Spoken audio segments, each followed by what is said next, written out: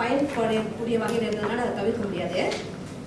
இன்றைக்கு நான் நல்ல வார்த்தைகளாக கருதக்கூடியவை செய்யுமாறு, விரயம், வர்த்தகம், போராட்டம், குறுகிய மனப்பான்மை, கோப்பு, நடைமுறை, கலந்துரையாடல். தமிழ்லேயே நம்ம இன்னும் அழகா தமிழ்ல வார்த்தை எப்படி சொல்லலாம்னு கொஞ்சம் பேர் சிலர் கொன்றுல கொண்டு, இனிமேல், பத்தி, பற்றி,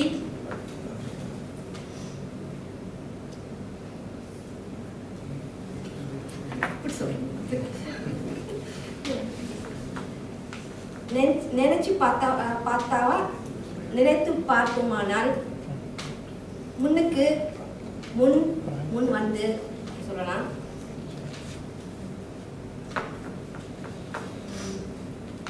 அப்புறம் பின்பு அப்படி சொல்லலாம். மறுநாள் ஆங்கில வார்த்தை அதிகமாக இருந்தது. மெயின் திங், முக்கியமான அப்படின்னு சொல்லலாம். ஃபார்ம் 5 5ஆம் படிவம். ரெஸ்ட் டைம், ஓய்வு நேரம். ஃபீல், உணர்வு. வெயிட், காத்திருந்து அந்த மாதிரி வார்த்தைகளை பயன்படுத்தலாம். மோட்டிவேஷன், ஊக்குவிப்பு. பிஸ்னஸ், வியாபாரம் அல்லது வர்த்தகம். கார்ட், வாழ்த்து அட்டை.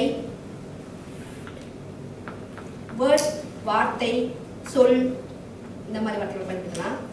போலீஸ், காவல்துறை. கால், தொலைபேசி அழைப்பு. மிஷின், இயந்திரம் அல்லது கருவி. ஃப்ரீ, இலவசம்.